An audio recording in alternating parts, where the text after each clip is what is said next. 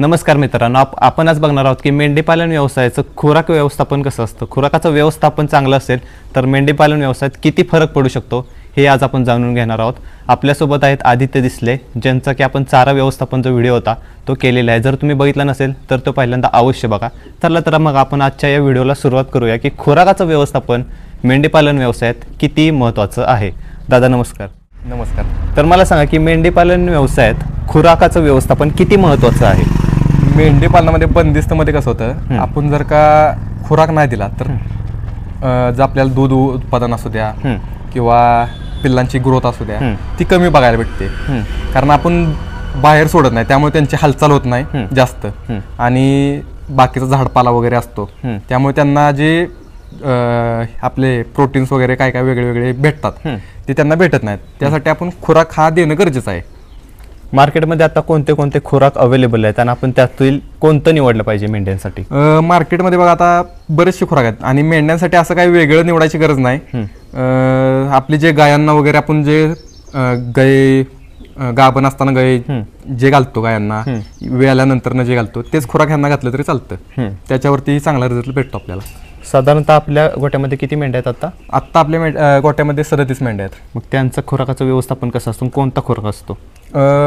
त्यांचं खुराकाचं व्यवस्थापन बघा, सकाळी एक 7 वाजता उठल्यानंतर आपलं तो आता नवीन बघा बाजारात आलेला भुसा, कोणता बार्लीचा भुसा म्हणून काहीतरी आहे बघा. बरं. गोडसर भुसा गायांना वापरतात बऱ्यापैकी जण तो. आणि इंद्रनीलचे जी गोळीपेंड येते ती मिक्स करून सकाळी टाकली जाते.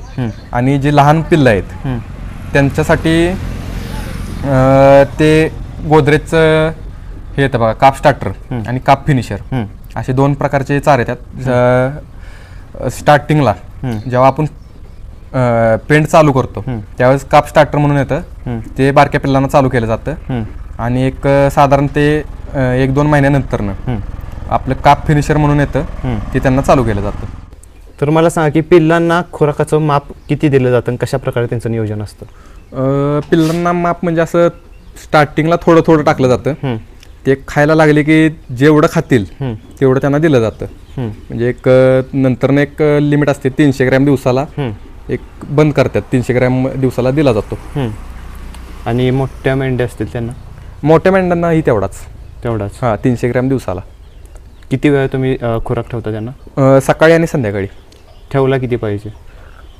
सकाळी आणि संध्याकाळी एक टाइम ठेवला तरी ते काही अडचण येत नाही, पण आपण देतो असं तब्येत वगैरे व्यवस्थित राहण्यासाठी देतो. जर खुराकाचं व्यवस्थापन चांगलं केलं झालं नाही या व्यवसायात तर काय अडचण येतात आपल्यासारख्यांना. तर खुराकाचा अडचण कशी येते, जर का दिला नाही तर दूध वगैरे व्यवस्थित भेटत नाही, पिल्लांची ग्रोथ होत नाही.